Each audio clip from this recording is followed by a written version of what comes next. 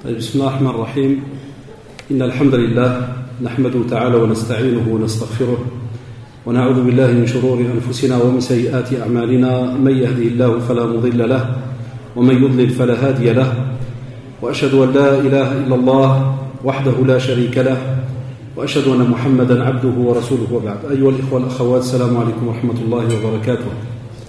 Donc chers frères et sœurs, on est le 18 juin et on a ce rendez-vous Inch'Allah qui va se faire jusqu'à la fin de Ramadan, donc chaque samedi on aura l'occasion donc de se voir. Tout d'abord je suis désolé car la direction m'avait demandé de faire donc chaque samedi conférence, mais je ne sais pas ce qu'il y a eu. Apparemment il n'y a pas eu d'affiche ni quoi que ce soit, donc certains ont reçu comme info qu'il n'y avait pas. Donc si vous en connaissez, vous vous excusez auprès d'eux de ma part. Donc je suis désolé, je n'ai rien à voir dans cela. Moi, on m'a juste demandé de venir donner un dars chaque samedi après la prière de l'Asr. Mais voilà, donc désolé par rapport à cela. Le sujet, comme d'habitude, vous connaissez le système pour les frères, Inch'Allah, ici. Les sœurs, on a fait monter des petits papiers. Vous les avez normalement vers l'entrée du balcon, là. Et pour vos questions, donc au plus tôt vous les donnez. Est-ce que vous avez récupéré les feuilles? Donc il y en a tout à fait derrière, en haut de l'escalier, donc des petites feuilles. Les jeunes ici, la même chose, soyez pas gênés. Donc celui qui a une question à poser, vous pouvez venir prendre les petits papiers. On a donc, machallah, les bics avec. Je remercie le frère Zawla Mskin. Depuis le mois de septembre, il apporte des bics. Normalement, ils s'appellent Retour. Ils ont un nom, mais ils ne sont jamais revenus. Comme vous remarquez, il en a pris en tout. Tu les donnes fisabilillah, comme ça, ceux qui les ont pris, au moins l'intention, elle pourra. Tu les donnes à ceux qui les ont pris, prenez ça comme un cadeau, Inch'Allah. Mais avant qu'il l'ait dit maintenant, c'était pas un cadeau, c'était 3 lettres. Ça ressemble à l'avion quand il. Qu'est-ce qu'il fait l'avion, il plane, hein. Voilà. Ceux-là pas. Ceux-là, ils ne sont pas donnés. Ceux-là, ils s'appellent Retour pour les semaines à venir, Inch'Allah. Barakallahu fih, et tous ceux qui aident comme ça dans les mosquées en général, qui font des petits dons, qui apportent un tas de petites choses, qu'Allah vous récompense. Donc n'hésitez pas, Shabab, tout est là. Profitez des fois de poser des questions sur les choses qui vous touchent durant votre vie et que vous avez besoin donc un petit peu d'avoir un avis. Et rien ne vous interdit aussi de demander d'autres avis par-ci par-là, mais voilà, profitez-en. Le sujet qu'on a décidé avec les frères et sœurs de discuter donc entre nous aujourd'hui, c'est le pardon venant d'Allah subhanahu wa ta'ala. Ça tombe bien, on est durant le mois de Ramadan et la plupart d'entre vous depuis maintenant, mashallah, presque 2 semaines, demain inshallah, on aura terminé combien? 2 semaines de jeûne, la moitié du mois. Allahu Akbar, la moitié est passée. Donc on vous a rappelé dans la plupart des conférences que c'est un mois justement qui est rattaché au pardon. Et ceux qui sont venus hier à ma conférence à la mosquée Sunna, j'ai montré l'importance du pardon entre nous les musulmans. Et j'ai montré aussi que c'est quelque chose de pas très facile, c'est lourd, c'est dur des fois. Mais aujourd'hui vous allez voir, et j'espère, et j'ai dit ça aux jeunes hier, frères et sœurs, que c'est une continuité, même si quelqu'un, et comprenez-moi bien, aurait pu se dire, mais s'il fallait un ordre logique, on aurait dû d'abord parler du pardon venant d'Allah subhanahu wa ta'ala, puis nous les êtres humains. Moi j'ai fait un petit ijtihad, un petit effort comme ça de réflexion, je me suis dit, je vais parler du pardon entre êtres humains, ça va faire réfléchir certains qui étaient là hier soir, pour que lorsqu'ils arrivent maintenant et qu'ils entendent parler du pardon venant d'Allah subhanahu wa ta'ala, j'espère que une des demandes que j'ai, c'est que vous réfléchissiez, vous vous dites, si Allah subhanahu wa ta'ala, celui qui nous a créés, qui à la base n'a pas besoin de nous, rien que cela, wallahi, on doit l'inscrire quelque part. Allah subhanahu wa ta'ala, à la base, n'a pas besoin de nous. C'est son vouloir. C'est lui qui subhanahu wa ta'ala a décidé de nous créer. Et il nous a donné une fonction bien précise. Voilà. On a été créé que pour l'adoration d'Allah subhanahu wa ta'ala, sous différentes formes.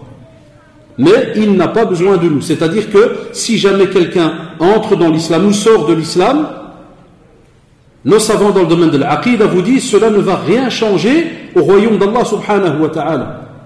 Cela ne va rien changer envers Allah subhanahu wa ta'ala. Il est au-dessus de toute chose, subhanahu wa ta'ala. Ar-Rahman ala al-arsh istawa, subhanahu wa ta'ala. Le clément sur son trône. Le comment, comme vous le savez dans la sunna, on n'entre pas dans ces détails-là. L'anthropomorphisme et autres, tout cela, on le met à côté, sauf ceux qui ont décidé d'y mettre un pied. Mais donc chacun prend sa responsabilité auprès d'Allah subhanahu wa ta'ala. Mais on vous dit, ya shabab, si Allah subhanahu wa ta'ala, qui n'a pas besoin de nous, et que nous, par rapport à son royaume, on ne représente, comme vous le savez, rien. Je parle de l'humain, sa taille. On ne représente rien.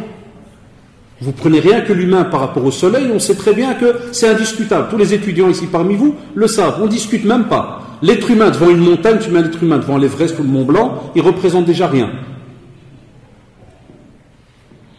Et on va voir qu'Allah subhanahu wa ta'ala accorde ce qu'il y a de très très cher, le pardon. Quand un être humain désobéit, fait du mal à quelqu'un, il est très très dur de faire le pas, spécialement quand on a subi. Il est très très dur de faire ce pas-là. Mais imaginez Allah subhanahu wa ta'ala qui te donne ce privilège de pouvoir vivre sur cette terre et l'adorer, et d'être croyant jour après jour. Et toi tu lui désobéis, tu fais n'importe quoi de ta vie, et même comme cela, subhanallah, il y a plus de 1400 ans, et cela aussi depuis les autres prophètes, alayhim salam, jami'an, de prophète en prophète, le mot pardon, al-afu, existe. At-tawba, le repentir, existe. Al-ghufran, ce pardon, toute cette famille de mots qui sont rattachés au pardon existe. Pour qui est shabab? Pour nous, les êtres humains. Et même comme cela, nous, on continue, des fois même à le trahir, subhanahu wa ta'ala. On continue même, et ça c'est encore plus grave, entre nous à fermer la porte du repentir. Qui sommes-nous? On a même des personnes qui n'ont plus de clémence. Ils ferment la porte. Tu commets une erreur, on va le voir, ils ferment la porte. Il n'y a plus de retour. On a des gens comme ça autour de nous, très très durs, qui ne connaissent pas le pardon. Tandis qu'Allah subhanahu wa ta'ala, et là c'est une leçon immense pour nous.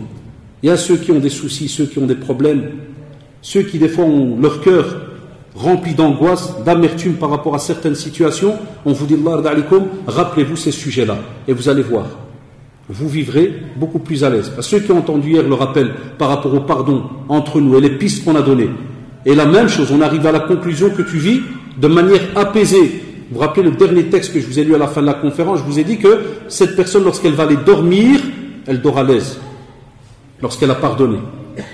Enfin, que penser, ya shabab, lorsqu'il y a cette relation privée entre toi et Allah subhanahu wa ta'ala, et Allah subhanahu wa ta'ala te prévient et te fait comprendre que je te pardonne. Fais juste le pas, je te pardonne. Comment est-ce que tu vas dormir? Heureux ou pas? C'est ton créateur. Déjà, quand c'est l'humain qui te dit je te pardonne. On a tous eu des soucis avec certaines personnes. Quand déjà l'humain te dit, c'est quoi, Allah ysamah, qu'Allah te pardonne. Et tu sens dans ta poitrine un de ces relâchements incroyables. Tu dis, alhamdulillah, je sors de ce dossier. Et Allah, une nouvelle page commence. Il y a les jeunes, que penser lorsque c'est Allah subhanahu wa ta'ala qui te dit, je te pardonne? Ça n'a pas de poids. On va voir s'il y a des règles, il y a des manières, il y a des comportements vis-à-vis d'Allah subhanahu wa ta'ala dans ce domaine. Ce n'est pas un sujet entre guillemets avec lequel on joue. Comme on entend des fois certaines personnes, il fait quelque chose de grave et il te dit Allah ya'fou, qu'Allah il pardonne. Il fume kada comme si de rien n'était, Allah ya'fou. C'est-à-dire il met le nom d'Allah subhanahu wa ta'ala dans une invocation qui pour nous, comme vous le savez, l'invocation c'est très lourd. Je ne suis pas là en train de rabaisser ceux qui fument et vous connaissez mon avis là-dessus. Au contraire, j'invoque Allah subhanahu wa ta'ala qu'il les guérisse car c'est une drogue, c'est une maladie. Ce n'est pas les musulmans qui le disent, c'est les non-musulmans, c'est même le ministère qui le dit. Parce que si quelqu'un dirait que c'est de les musulmans qui rentrent pour haram, là, c'est le ministère. Il a même mis sur le paquet de tabac, qu'est-ce qu'il a mis? Le tabac rend heureux. Non? Qu'est-ce qu'il a mis? Le tabac tue. Ah, direct, le verbe clash, direct, il ne discute pas. Le tabac tue. Et les gens le savent. Mais ils ont mal compris le sujet. Le pardon d'Allah subhanahu wa ta'ala, c'est pas tous les 3 secondes là, tu sais que tu es en train de faire n'importe quoi, puis Allah afou. C'est devenu, qu'Allah me pardonne, c'est devenu comme une blague, on la saurait là. Allah afou. Ah frère, qu'est-ce que tu es en train de faire? Allah afou, c'est bien. Non, c'est pas bien. Toujours, c'est bien. Là, on vous dit c'est un sujet qui est lourd. Et on vous dit que lorsque vous allez aller vers la porte de se repentir, sachez que vous êtes devant votre Créateur. Ce n'est pas simple. Ya les jeunes, wallahi, ce n'est pas simple. C'est une fierté, alhamdulillah qu'on a cette porte. C'est une fierté pour chacun d'entre nous de pouvoir être accueilli dans la clémence d'Allah subhanahu wa ta'ala. La plus grande fierté que tu peux avoir dans ta vie. Qu'Allah subhanahu wa ta'ala t'accueille dans sa clémence, dans sa miséricorde. Il n'y a pas plus beau. C'est très beau. Ça veut dire que de nouveau tu es sur les rails. Tu as repris ce chemin qui va vers le paradis. Très très important. À ce moment-là, tu fais pleurer une autre créature. Un adou Allah, un ennemi d'Allah subhanahu wa ta'ala très connu, Satan, la'anahullah, ça le tue. S'il n'y a pas un sujet qui tue Satan, c'est le repentir. Et spécialement, rappelez-vous, le jour de Arafat, spécialement lorsqu'il y a Qiyam Layl comme le Tarawih, spécialement les 10 derniers jours de Ramadan, spécialement les nuits impaires du mois de Ramadan, et spécialement si jamais le croyant, la croyante tombe sur le jour du destin. Ah là, il est mort. Là, il est fini. C'est une nuit khayr min alfi shahr. 1000 mois d'adoration. Allahu Akbar. Hein, on dit plus de 80 quelques années d'adoration ça donne. C'est juste ou pas? Allahu Akbar. Une nuit. Donc, vous imaginez, Shabab, rien que dans l'introduction, le pardon, il est immense venant d'Allah subhanahu wa ta'ala. Ce n'est pas simple. Allah subhanahu wa ta'ala, justement, il nous incite. Ce premier point déjà, avec toute sincérité, de nouveau, quand tu prépares ce sujet, ça touche. Bon, là, quand je préparais cela, je reste aussi, je suis quelqu'un qui commet beaucoup d'erreurs, vous serez étonné. Donc on pense toujours au repentir comme tout le monde. Mais quand tu prépares et tu vois que tu dois mettre comme phrase d'après le verset qu'Allah subhanahu wa ta'ala nous incite, tu te dis, Allahu Akbar, qui sommes-nous? Qui sommes-nous pour qu'Allah subhanahu wa ta'ala nous implore? Et il nous dit, wa anistaghfiru rabbakum thumma tubu, vers qui? Ilayhi. Astaghfiru et tubu. Subhanallah. Astaghfiru, on implore le pardon. C'est-à-dire que tu dois implorer. D'office, on vous demande qu'il y ait une action. Et on va le voir après dans les traditions. Et après, on te dit thumma tubu ilayhi. C'est-à-dire qu'on doit alors revenir repentant. 2 actions. D'abord, on implore et puis on revient vers Allah subhanahu wa ta'ala repentant. Et c'est pour cela que certains de nos jeunes, des fois, ils oublient ce détail. Et ils pensent que c'est juste dire wa'afu, rabbi ighfirli, astaghfirullah. Là, ça c'est la première partie. Amma Allah subhanahu wa ta'ala dans surat Hud, il nous demande absolument de l'implorer et puis on revient vers lui repentant. Qu'est-ce qu'il fait? Qu'est-ce qu'il fait? Ceux qui parmi vous connaissent le verset, ils savent, ils connaissent la réponse. Ceux qui ne le savent pas, ils auraient pu, entre guillemets, se dire stop, ça s'arrête là. On implore et on revient, on demande pardon à Allah subhanahu wa ta'ala. Il te dit non. Il vous dit, subhanahu wa ta'ala, وَأَنِ اسْتَغْفِرُوا رَبَّكُمْ ثُمَّ تُوبُوا إِلَيْهِ يُمَتِّعْكُمْ مَتَاعًا حَسَنًا إِلَى أَجَلٍ مُسَمًّى. C'est-à-dire qu'Allah subhanahu wa ta'ala va vous assurer une vie heureuse jusqu'à ce que vous arriviez à un terme bien précis, ici-bas. Ça répond déjà à certains quand ils nous disent c'est bizarre, je vis mal, je vis pas bien. Des personnes ils me disent c'est bizarre, j'ai un très bon salaire. Je dis la vérité, j'ai un bon salaire. J'ai une belle maison ou un bel appartement, belle voiture, madame tranquille, mais je suis pas bien. On entend souvent ça. C'est pour cela que certains de nos mashayikh hafidahumullah ils nous disent revoyez toujours votre programme journalier. Ne soyez pas orgueilleux, ya shabab. Revoyez, notez, tiens, ma journée aujourd'hui, qu'est-ce que j'ai fait de spécial? Pourquoi? Parce que normalement, si tu es de ceux dont la langue est rattachée à la demande de pardon, ceux qui implorent Allah subhanahu wa ta'ala pour avoir ce pardon, Allah subhanahu wa ta'ala te donne sa parole et te dit je vais t'assurer une vie heureuse ici-bas jusqu'à un terme bien fixe. Jusqu'à ta mort même.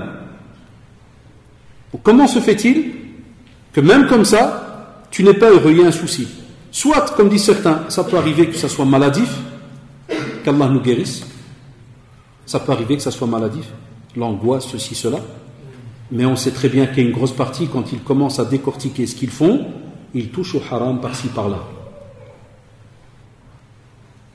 Je sais que des fois, ce qu'on dit dérange, entre guillemets, c'est un peu normal, parce qu'il y a différents avis.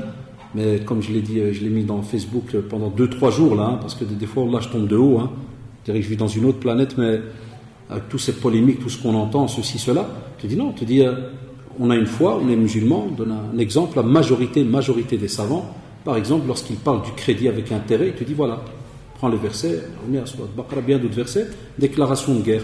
Après, on a une petite minorité, il dit tu peux, kada, pas de souci. Vous connaissez mon système, je le répéterai jusqu'à la fin de ma vie, respect de la personne. Les avis, ça c'est autre chose. La personne, on respecte tout le temps. Qu'il soit, alhamdoulilah, cher, d'accord ou pas, tu respectes. C'est l'éducation qu'on a reçue.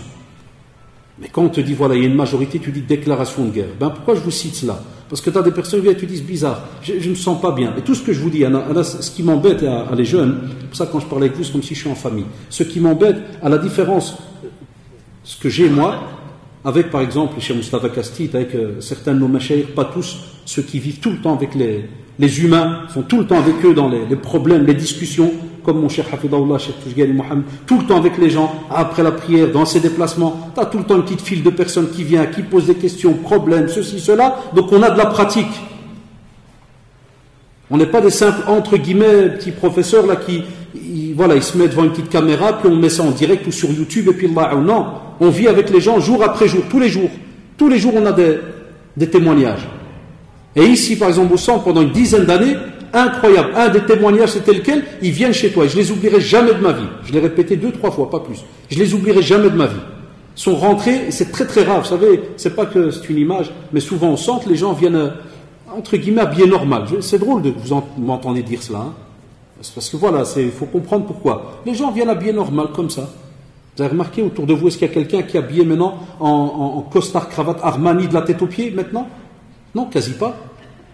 On a un ami ici, machallah, mais lui je le connais toujours beau gosse. Puis depuis, j'ai travaillé avec eux, je ne vais pas donner trop de détails. Je le connais toujours bien en costume, mais le reste, on est habillé normal, ça. La jeunesse et tout, ya. Et ce jour-là, je reçois quelqu'un au bureau, un couple. Et Mskin, regardez le respect qu'il portait pour le centre et tout, là, il est venu habillé sur son 31, comme on dit. Luxe. Il était avec son épouse, puis je me dis, tiens, c'est rare de te voir de ce style-là. Il me dit, ouais, qu'est-ce qui se passe? Il me dit, on est mal, écoutez, suivez-moi bien. Il dit, on est mal, je sais que ça va faire déranger certains, mais c'est rien. On est mal, j'ai des angoisses, cada. Puis, pendant qu'il explique, son épouse, elle explose. Commence à crier. Et première phrase qu'elle me dit, professeur, Wallah, depuis qu'on a acheté la maison en crédit, on n'est pas bien. Comme ça, à la seconde. Que celui qui l'accepte ou qui ne l'accepte pas, mais on est tous libres. Chacun fait ce qu'il veut. Moi, je vous donne les témoignages que j'ai ici et l'expérience pendant des années. Pour le frère, lui, il était dans un autre monde. Lui, il partait déjà vers autre chose. Que je lui ai demandé après, qu'est-ce que tu pensais de nouveau? L'aïn, jnoun, kada. Quoi que les jnoun, ils rentrent dans tous les dossiers. Un jour, ils vont même nous nier, les jnoun. Je vous dis, je ne te connais pas, frère. Les 3 secondes, jnoun. On leur a donné de ces importances incroyables. C'est qu'il y en a qu'à parmi les musulmans, tranquille, qui est Abdullah. Comme nous, on adore Allah subhanahu wa ta'ala. Wallahi. Connaissez la sourate Qul uhiya ilayya annahu istama'a nafarun min al-jinni faqalu zid inna sami'na qur'anan ajaba yahdi ila ar-rushdi fa amanna bih. Psalmin, qui Abdullah kada, je ne t'ai pas tout sur les genoux, sakin. Enfin, qu'est-ce qui se passe? Je regarde l'épouse, je me dis, à votre aise, qu'est-ce qui. Elle me dit non, c'est la vérité. Elle me dit, depuis qu'on l'a acheté, il tourne autour du pot. On n'est pas bien, on ne se sent pas bien. Voilà, on a 2-3 étages, on a plein de chambres, on a un jardin immense, mais elle me dit, je suis la plus malheureuse que vous ne pouvez pas imaginer. Je préfère retourner dans 2 pièces cuisine. Voilà, vous entendez cela. C'est là que vous comprenez ces versets. Qu'est-ce que chez nous vivre une vie heureuse? C'est pas l'argent, ceci ou cela. C'est le verset qui est juste avant. C'est quand tu implores le pardon et quand tu reviens vers Allah subhanahu wa ta'ala repentant. Humilité. Et Allah subhanahu wa ta'ala, il te donne sa parole. Donc vous avez déjà entendu, il vous assure une vie heureuse ici-bas. Qu'est-ce qu'il dit en plus? C'est-à-dire, il accordera sa faveur à tout homme de mérite. وَإِن تَوَلَّوْا فَإِنِّي أَخَافُ عَلَيْكُمْ عَذَابَ يَوْمٍ كَبِيرٍ. Allahu Akbar. Ça, c'est les fameux versets où on voit des fois le targhib, une petite lettre qui change. On t'attire, puis on te fait peur. C'est un usloub, c'est une manière qu'on retrouve très souvent dans le Coran. C'est pour laisser le musulman, la musulmane, dans l'espoir. Il doit travailler, mais il a un espoir. Il demande pardon, mais il garde son rattachement avec Allah subhanahu wa ta'ala, parce qu'il nous prévient, il nous dit que si jamais on se détourne de qui? D'Allah subhanahu wa ta'ala, qu'est-ce qui se passe à ce moment-là? Je crains pour vous les tourments d'un grand jour. Allahu Akbar. C'est pour ça que nos mashayikh hafidhahumullah nous disent que certains vivent déjà ces tourments alors qu'ils sont encore sur terre. Ça sous-entend, ya shabab, qu'on a des fois des réponses par rapport à certains problèmes qu'on a. Il ne faut pas dire que non, c'est, comme j'entends certains, non, c'est les sciences occultes, on ne sait pas. Non. Qu'on ose déposer nos dossiers clairement, qu'on ose déposer notre programme, comment est-ce qu'on vit, quelle est notre vie cachée. On a tous des petites vies cachées là, hein? Quelle est cette vie cachée, hein, comme disent des fois les parents, disent l'ajab, il dit il y a le gosse que j'ai à la maison, et puis il y a le gosse qui est à la rue. Quand des voisins ils me racontent, je dis c'est pas possible, c'est pas mon fils que vous avez vu ou ma fille. Puis on a le gosse à l'école, c'est un autre modèle. Et si jamais il travaille, c'est un autre modèle au travail. C'est pour cela que, Shabab, combien de fois on entend par après certaines personnes qui te disent mais je ne savais pas qu'il était comme ça. On entend souvent cette phrase, je ne savais pas qu'il était comme ça, je ne savais pas ceci, je ne savais pas cela. Et vous vous étonnez qu'Allah subhanahu wa ta'ala, à ce moment-là, il ne change pas l'état d'une personne. Au contraire, pour lui prouver sa présence subhanahu wa ta'ala, pour lui donner un cours, pour qu'il revienne, une leçon, pour qu'il revienne vers lui, qu'est-ce qu'il fait subhanahu wa ta'ala? Il t'envoie des tourments, des épreuves. Et les savants nous ont dit, on a fait des conférences là-dessus si vous vous rappelez, que l'épreuve, des fois c'est aussi un test, il y a une hikmah, une sagesse derrière. Chaque épreuve, il y a une sagesse derrière. Allah subhanahu wa ta'ala, des fois, il peut te dire, Ya Abdallah, Ya Amatallah, je t'ai donné, et tu n'es pas remerciant. Je vais te reprendre. Subhanallah. Il y a des gens, ils reçoivent, et en retour, ils ne donnent rien. Et Allah subhanahu wa ta'ala, il les teste. C'est pour ça qu'on a des versets qui parlent justement de l'ibtila. Et il y a un nun avec shidda, ça veut dire sûr et certain, certitude, nous allons vous éprouver. Et subhanallah, jour après jour, on a des personnes qui sont au courant de ce qu'ils font et ne veulent pas, justement, entre guillemets, essayer de changer. Il arrive que des fois c'est dur et haut, ça peut arriver à n'importe qui d'entre nous, mais il faut que vous soyez, comme vous l'avez remarqué, dans cette démarche de retour vers Allah subhanahu wa ta'ala. Et là, automatiquement, ça ferme la porte à celui qui pense qu'il n'y a aucun retour, comme on va voir dans l'autre verset. Pourquoi? Parce que dans le verset suivant qui est dans Surat Az-Zumar, Allah subhanahu wa ta'ala nous dit قُلْ يَا عِبَادِيَ الَّذِينَ أَسْرَفُوا عَلَى أَنفُسِهِمْ لَا تَقْنَطُوا مِنْ رَحْمَةِ اللَّهِ إِنَّ اللَّهَ يَغْفِرُ الذُّنُوبَ جَمِيعًا Innahu huwa al-ghafurur rahim. Donc Allah subhanahu wa ta'ala il a commencé en disant Qul ya ibadiya alladhina asrafu ala anfusihim. Wallahi ya shabab, vous savez ce qui est beau dans ce verset? Ils sont tous beaux, vous le savez. Mais chaque verset il a sa tournure. Vous savez ce qui est beau? C'est qu'Allah subhanahu wa ta'ala dans ce verset, il va commencer à parler, subhanallah, de personnes qui ont commis de l'excès dans tout ce qui est le domaine des péchés et autres. Asrafu ala anfusihim. Comment est-ce qu'il les a appelés au début du verset, Shabab? Qui connaît le verset? Il les a appelés comment? Il y a ceux qui ont un petit peu d'arabe. Comment il les a appelés? En arabe? Ibadi. La ilaha illallah. Allahu Akbar. Ils commettent des erreurs et ils les appellent comment? Ibadi. Qul ya ibadiya. Avec ce pronom à la fin, ibadi, ceux qui sont rattachés à qui? À ce pronom, il parle de qui? D'Allah subhanahu wa ta'ala. La taqnatu min rahmatillah. Ya ibadallah, on a des gens qui viennent et qui nous arrêtent la rahma direct. Fait non mon frère, t'es foutu. Non ma soeur. Ah tu portes pas le voile, ah tu fais pas ceci, ah t'es kada, ah t'as hadi, foutu. Wallah, je l'entends des fois même certains élèves, des jeunes, à gauche. Frère, il vient, un exemple. Je crois que vous avez tous des fois un ami, ou bien peut-être qu'il y en a parmi nous, un qui fait de ces trucs de dingue. C'est un mrouwen. Et des fois, il vient chez toi, il te fait « Salam alaikum, professeur, donc le type, tu es au courant, il fait de ces trucs, je suis gêné de vous le dire, oui, il fait. Puis il fait, c'est vrai que le siwak c'est important. Ah, tu le regardes, tu auras toujours, une balance dans la classe. Ah, ça c'est étudié, c'est scientifique. Tu as toujours une balance qui va le chicken direct, qui va dire, monsieur, Wallah, il est en train de vous bakhar là, c'est un foutu, monsieur. Wallah, que c'est un foutu. Et c'est un foutu, monsieur. Et j'entends là d'autres qui me disent, celui-là, monsieur, j'ai un âne. Il y en a qui ont des listes. Wallah, on a des potes qui ont des listes. Toi, c'est bon, tu passes. Non, c'est pas mal. Ah non, désolé. Non, toi, mon frère, t'es loin, ma soeur. Et non. Qui es-tu? Qui, wal'iyadu billah, sur cette terre, ose prendre la place d'Allah subhanahu wa ta'ala pour mettre comme ça les gens par-ci, par-là et autres? Hatta nos savants, ils nous disent, on ne le fait que s'il y a un texte, et écoutez-moi bien, il y a encore, c'est important, un shabab. On ne le fait, et de quelle manière? Que s'il y a un texte qui nous montre que ceux qui font ceci ou cela sont de tel groupe. Et on ne peut pas venir et leur dire, toi, tu es dans.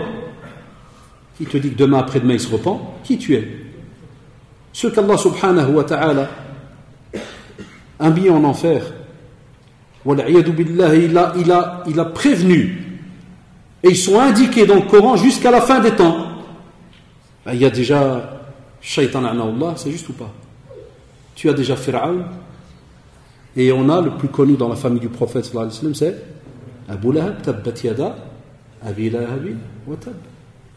Et après, qu'est-ce qu'il dit à son sujet? Sayasla naran dhata lahab. Sayasla, Allah subhanahu wa ta'ala mis un cachet. Fini. Celui-là, il est prévenu.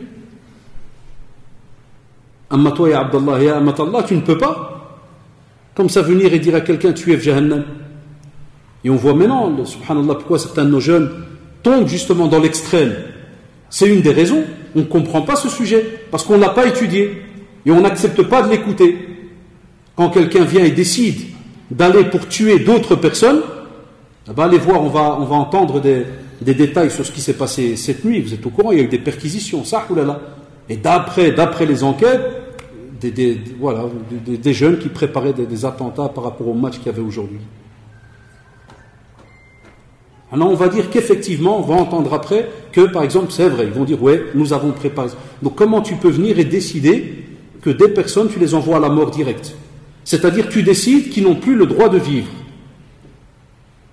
C'est un système incroyable, ça prend du temps, hein, wallahi. C'est pas des gens qui sont levés le matin, qui se sont dit, tiens, ça m'a qu'est-ce qui se passe? Il y a quoi aujourd'hui? Il y a un match. Où ça? Il y a une grande télé à Rogier. Quelle heure? 14h. Tu sais quoi? Viens, on les envoie de Jahannam tous.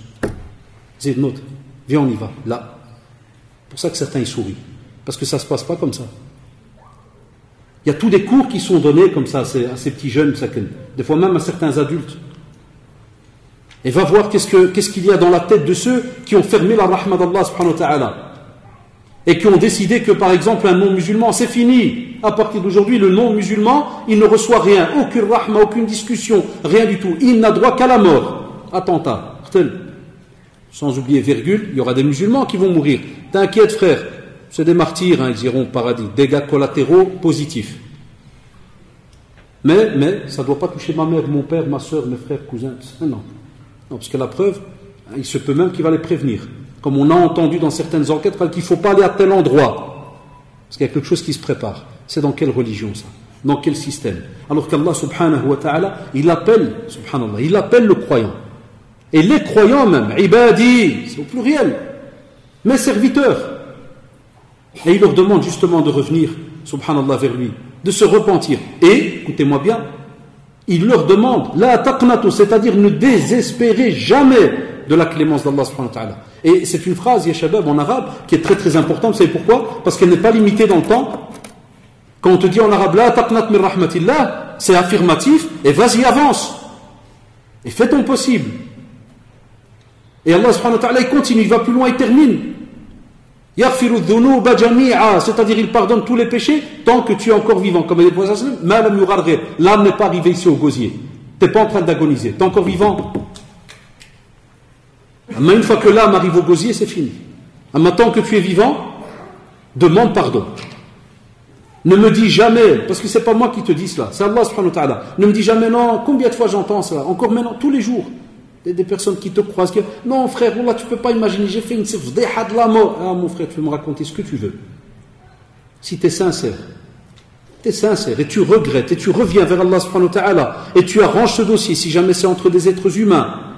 Parce qu'il ne suffit pas, vous le savez, il ne suffit pas de dire je demande pardon, mais tu ne vas pas chez l'être humain, là, celui-là qui t'a volé, qui t'a frappé, t'a insulté, t'a rabaissé. N'oubliez pas, le jugement dernier. C'est pas facile.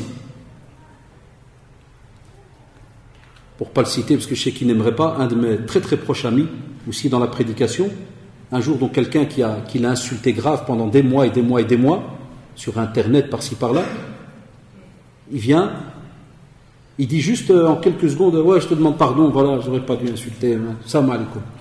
J'ai aimé, le frère il a dit, viens, parce qu'il y a une éducation dans le pardon, Shabbat. Le repentir, là, c'est des règles, c'est pas une histoire de privé, de cœur, non, à l'aise, non, mais c'est pour ton bien qu'on te dit ça. L'autre n'a pas compris, ce frère-là, ce jour-là, mais c'est pour son bien. Le frère, il lui a dit, les sites internet que tu as employés pour insulter, tu dois les réemployer maintenant pour corriger. Change l'information. Comme j'ai dit à certains, même s'il faut trouver des informaticiens, lance un petit site ou autre et corrige. Pourquoi? Parce qu'il y a des personnes qui ne sont pas au courant et qu'il se peut qu'ils ne soient au courant que si jamais c'est mis justement sur internet ou autre, dans les réseaux sociaux. Donc quand Allah subhanahu wa ta'ala dit qu'il pardonne tous les péchés, na'am, mais il a laissé des conditions. Et donc on te dit, ne viens pas tout simplement me dire, ouais c'est vrai j'ai insulté mon cousin l'autre fois, mais à l'aise, hier je l'ai croisé, je fais mal avec ma main comme ça. Et lui il m'a fait de loin comme ça. Une fois pour rigoler avec un, je lui dis, mais il t'a fait ça? Il m'a dit, ouais. Je dis, peut-être qu'il a eu peur de toi une deuxième fois. Il s'est dit, déjà avant-hier t'allais me manger, maintenant tu me fais ça, dégage. Ah oui, parce qu'il t'a pas parlé de loin. Qu'est-ce que tu sais ce qu'il te dit de loin? On a été des drôles dans notre jeunesse, non? Ouais, voilà, dégage, traverse. Ouais, il a traversé. C'est bon, salam alaikum.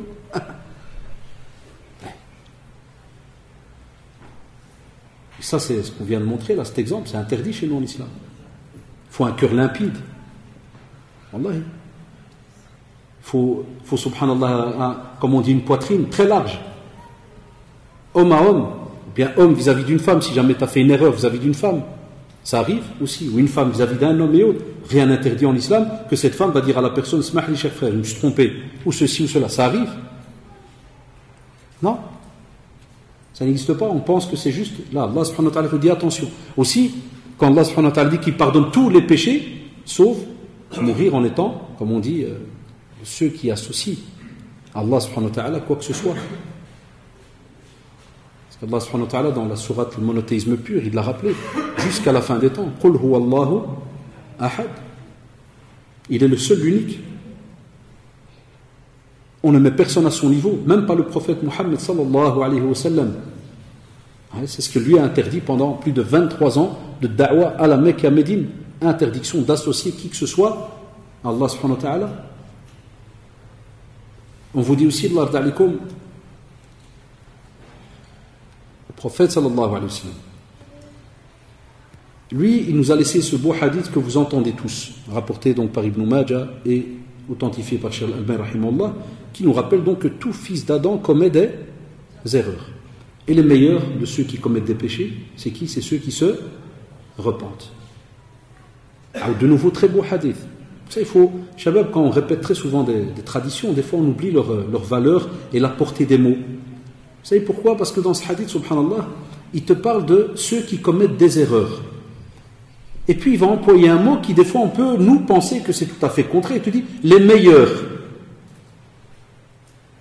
Alors que juste avant, on est en train de parler de quoi? De ceux qui commettent des erreurs. Et il te dit kullu bani adam khata wa khayrul khata'ina. Ça veut dire que, regardez comment c'est beau. Ceux qui ont commis des erreurs, on n'a pas mis un cachet sur eux, m'sakin. On ne les a pas rabaissés. On ne les a pas exclus de la communauté. Abadan.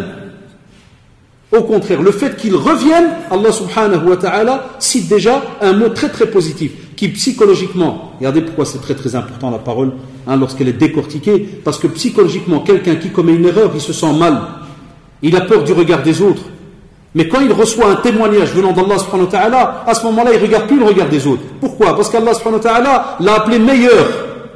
Quand ça? Si et seulement si, il est dans une démarche de repentir. Alors qu'ils sont dans l'erreur. Et ils reviennent vers Allah subhanahu wa ta'ala, le fait qu'ils reviennent avec sincérité, Allah subhanahu wa ta'ala, c'est le meilleur et tout. Parmi ceux qui se repentent. Tchouf. Abu Huraira radiallahu anhu, un jour il entend le prophète sallallahu alayhi wa sallam. Il dit, c'est très beau, hein? Tout est beau, mais il dit, si quelqu'un commet un péché, puis il dit, Ya Allah, j'ai péché, pardonne-moi. Allah subhanahu wa ta'ala dira, mon serviteur a su qu'il y a un Seigneur qui pardonne les péchés et qui châtie pour le péché. Alors je pardonne mon serviteur. Puis, il reste un temps sans commettre des péchés avant d'en commettre un. Ce même serviteur, il arrive que pendant un laps de temps, il ne commet plus de péché. Puis, subhanallah, il en commet un.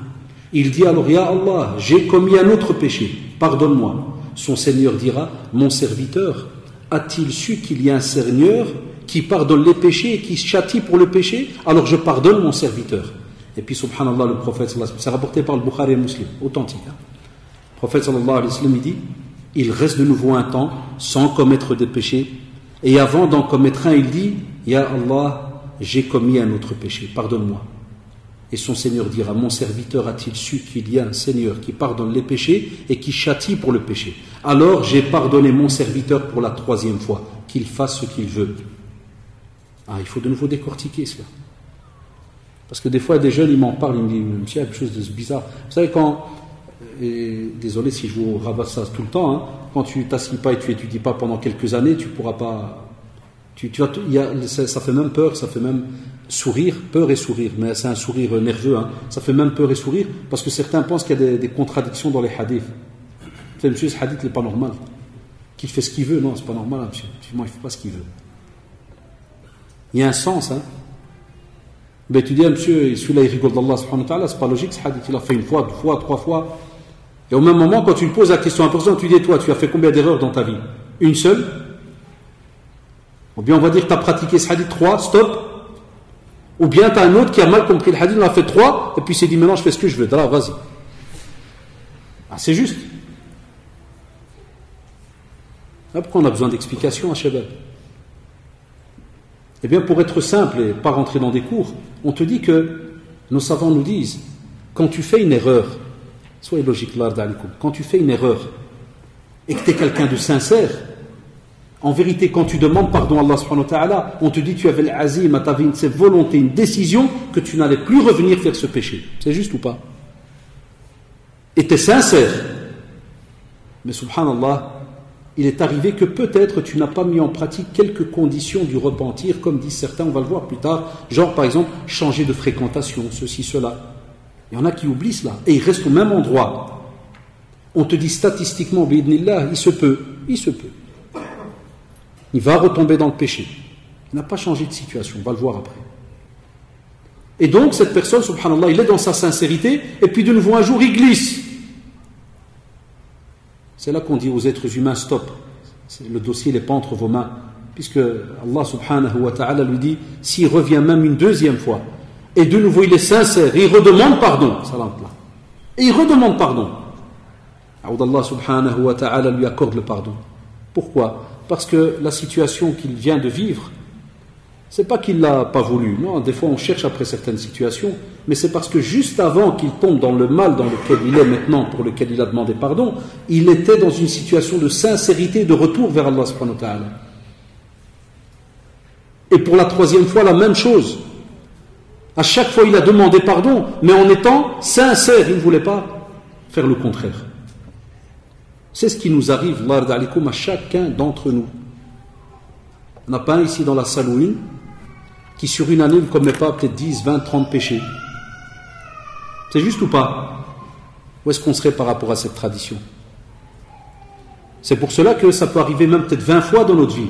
Mais on vous dit la condition, tu dois être de ceux qui, quand ils reviennent vers Allah subhanahu wa ta'ala, ils sont sincères, avec aucune intention de refaire ce péché.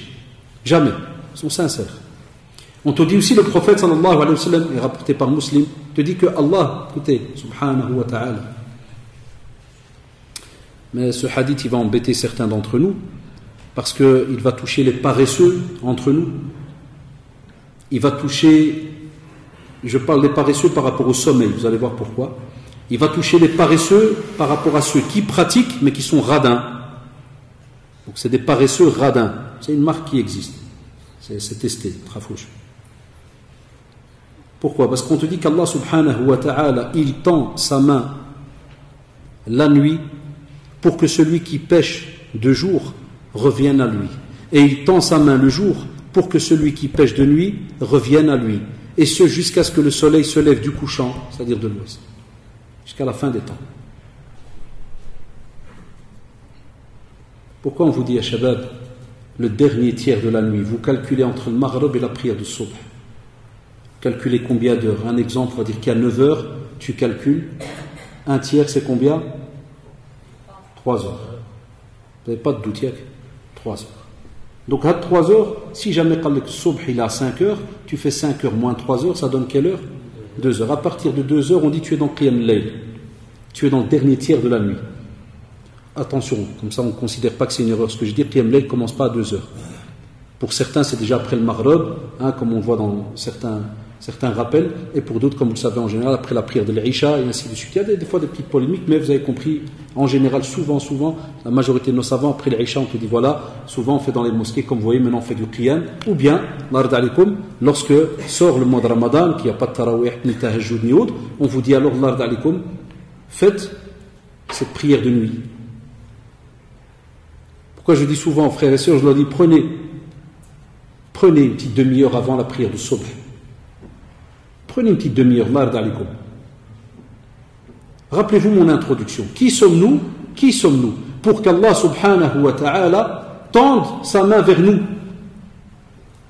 Et il y a un autre hadith par rapport au dernier tiers de la nuit. Allah subhanahu wa ta'ala, quand il descend au dernier tiers de la nuit, il attend qu'on lui demande, il demande même où sont ceux qui veulent le pardon, où est-ce qu'on est? Et nous on est aux abonnés absents.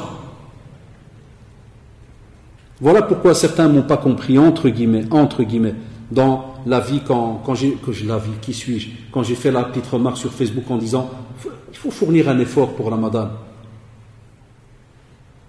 Il faut fournir un petit effort. Nous, en tant que musulmans, on a une vie d'effort, on n'a pas le choix. Alhamdulillah, c'est une ni'ma. Il faut fournir des petits efforts. On ne lâche pas facilement les bras. Et il n'y a pas que nous, Même ceux qui ont d'autres croyances, tu les vois, ils courent à gauche, à droite. Je donne un simple exemple. Quand je passe à Boxtal, ceux qui connaissent la place Boxtal, c'est juste ou pas?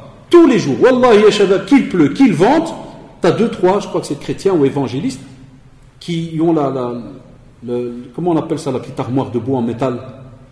Comment on appelle ça en français? Une métal ou petite étagère là? Une étagère, c'est autre chose. Bon, vous avez compris, c'est quoi? C'est comme un genre de... un présentoir métallique. Comment ils t'ont regardé là? Il parle français.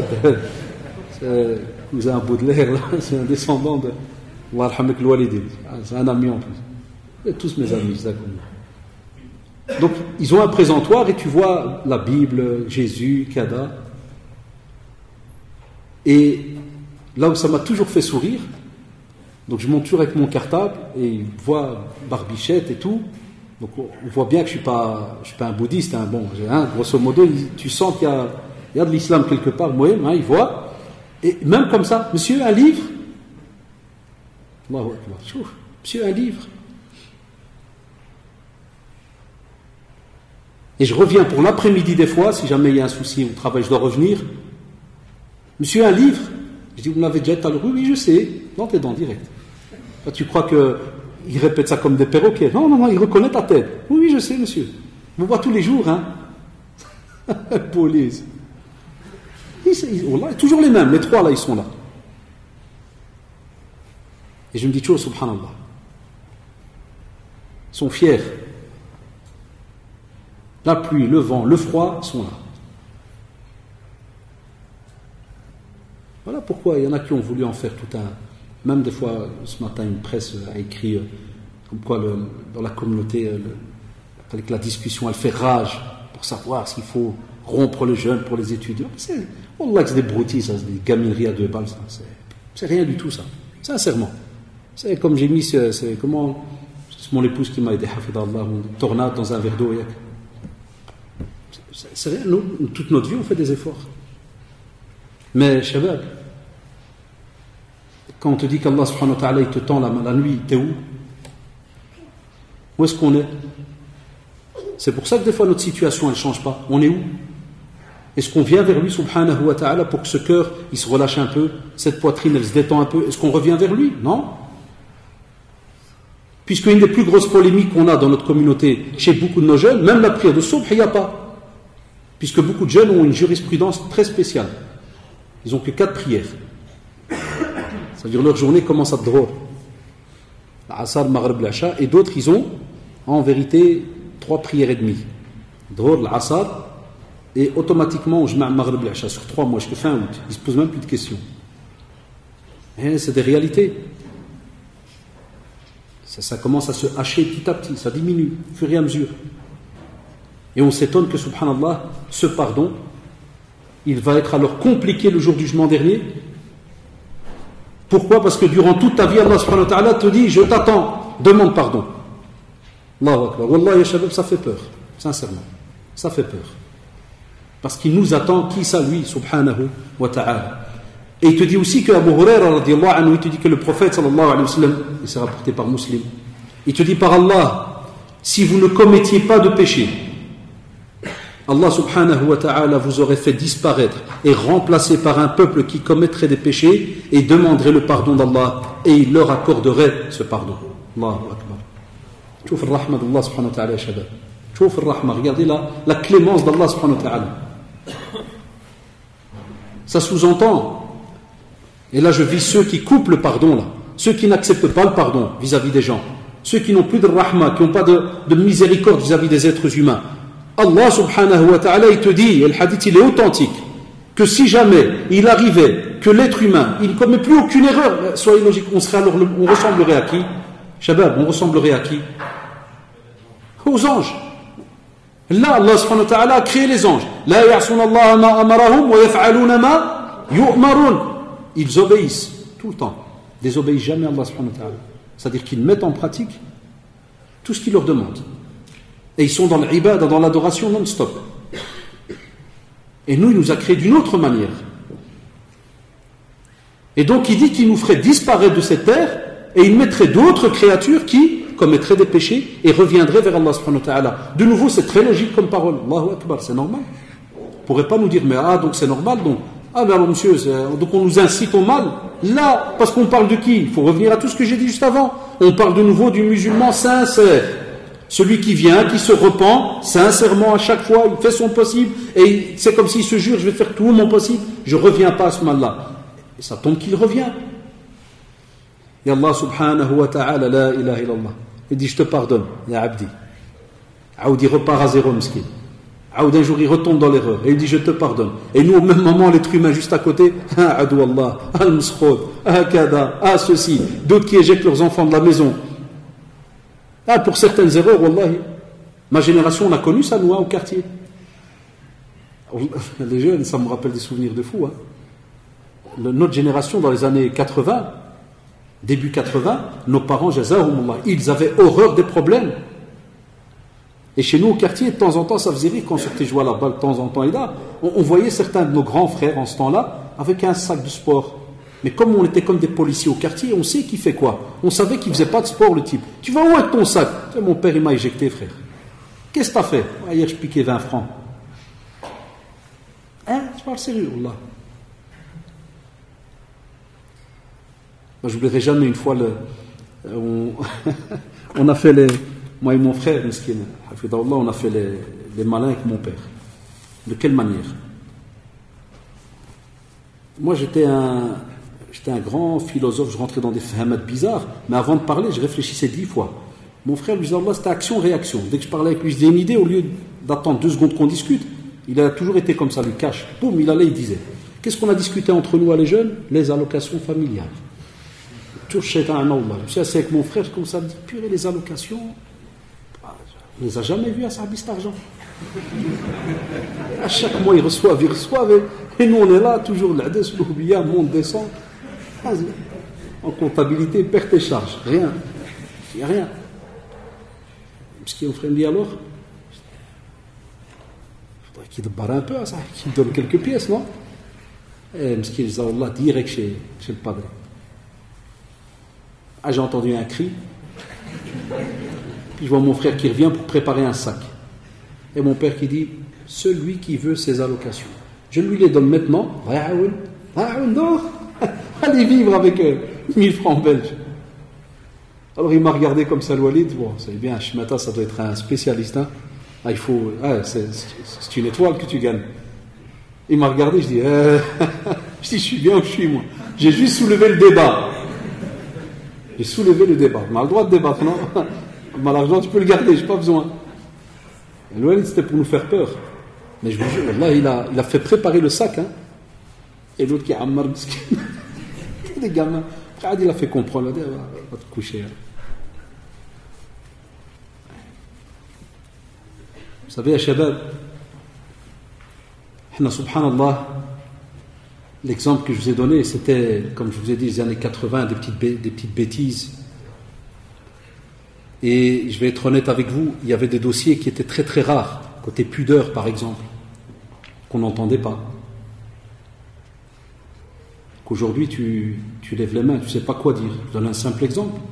Et je sais que nos amis, des fois belges, européens, ça les étonne, mais voilà, il y a de la pratique religieuse, il y a de tout, il y a des circonstances, par exemple, relation garçon-fille. Combien est-ce qu'on n'entend pas aujourd'hui les crimes d'honneur? Il y en a ou il n'y en a pas? Il y en a. Et ça touche quelques nationalités bien définies. Ce sont tous nos potes, hein, et vous le savez. On a les crimes d'honneur. On a des jeunes garçons qui sortent avec des filles, mais si sa sœur sort avec un garçon, à la guerre dans le quartier. À toutes les armées se réveillent. Haramun alaykum, halalun alayna. Nous on peut. On a des fugues. Des fois des jeunes qui n'arrivent pas à discuter avec leurs parents, des parents qui n'arrivent pas à discuter avec leurs enfants.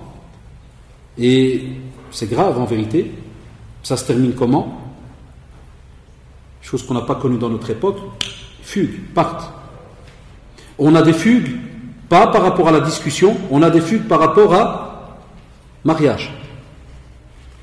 La sœur vient, elle dit je veux un tel, le père non, il n'y a pas, elle patiente 1 mois, 2 mois, kada, jusqu'au jour où elle entend le père qui dit wallah il n'y a pas, ce qu'elle fait, part avec. Alors les exemples que je viens de citer, billah alaikum, est-ce qu'on a de la rahma après? Est-ce qu'on a du pardon?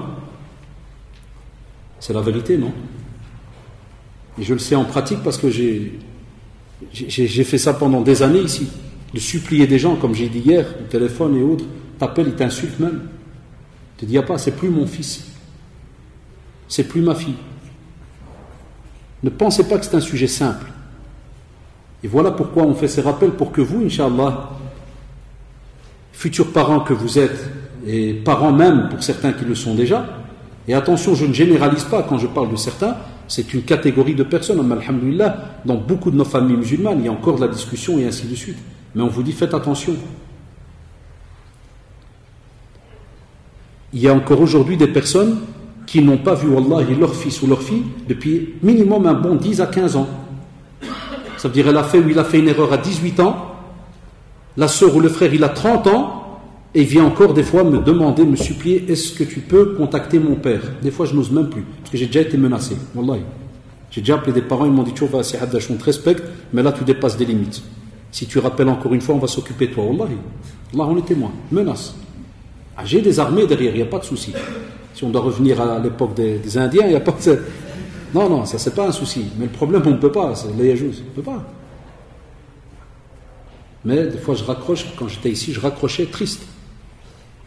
En me disant, quelle vie maintenant? Quelle vie? Donc vous, il y a les jeunes, frères et sœurs, on ne doit plus retrouver ça.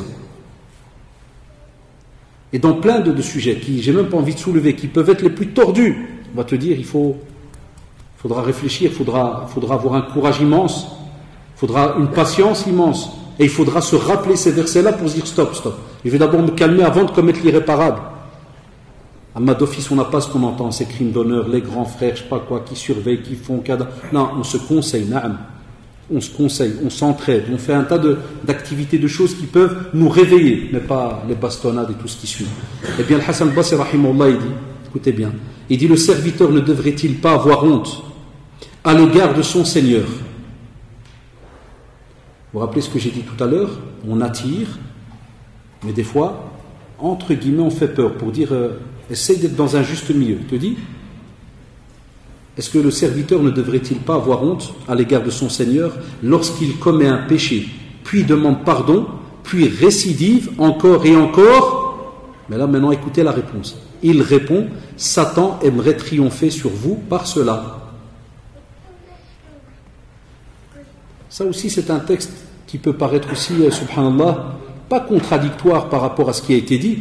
Parce que le Hassan al-Basri, rahimahullah, vous savez, tous ces tabi'in, ceux qui sont venus après les compagnons, toutes ces générations-là, là, c'était des pratiquants et des connaisseurs de la religion à un point qu'on ne peut pas imaginer.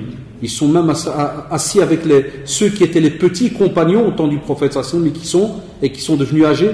Ils les ont fréquentés. Ils ont fréquenté ceux qui ont fréquenté l'école des élèves qui étaient dans l'école du prophète sallallahu alayhi wa sallam. C'est très beau, hein. Mais il te dit, subhanallah,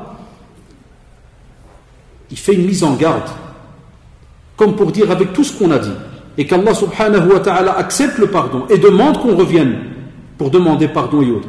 Mais il te dit attention, il y a une éthique. Comme pour dire, tu dois mettre à l'esprit, mets devant toi que lorsque tu vas vouloir faire quelque chose, à part quand c'est trop fort, ça c'est autre chose. Mais sinon on te dit, mets devant toi le fait que, est-ce que tu n'as pas honte de faire ce que tu vas faire? Pose-toi la question. Et ça aujourd'hui c'est important parce que, comme on le voit, on a des personnes qui prennent les biens de quelqu'un, tu lui dis crains Allah, qu'est-ce que tu fais, puis il ne te fait pas tes affaires. Ça c'est immense, auprès d'Allah subhanahu wa ta'ala c'est grand. C'est celui qui vient de faire un ithm, et subhanallah il a comme une izza, une fierté par rapport à ce qu'il vient de faire. Ils sont cités dans le Coran. Donc il faut la part des choses par rapport à cela.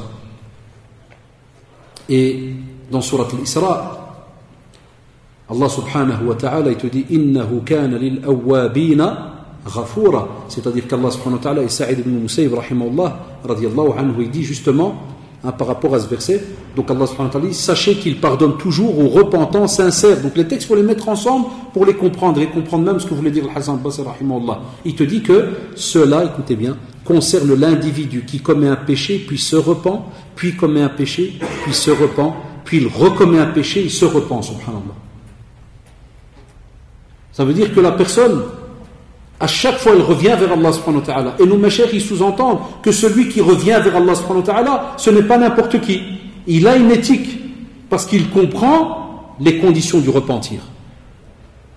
Donc quoi qu'il y ait, les jeunes, si vous avez compris, on est toujours obligé d'aller revoir les conditions du repentir. C'est-à-dire c'est un état d'esprit, c'est une manière de fonctionner vis-à-vis d'Allah subhanahu wa ta'ala. Ce n'est pas tout simplement, ouais, astaghfirullah frère, c'est bon. Là, ça c'est pas un repentir. Bien qu'on entend certains, ouais, ça c'est bon, ça. Non, c'est pas un repentir. Ça. Et on vous dit aussi que parmi les bénéfices,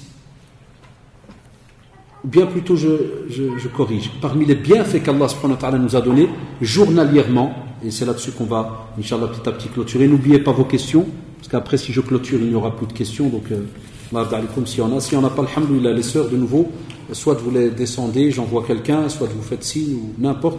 Comme ça, on voit le temps qu'il nous reste. Regardez les bienfaits qu'on a et qu'on sous-estime, auxquels on ne fait pas attention des fois.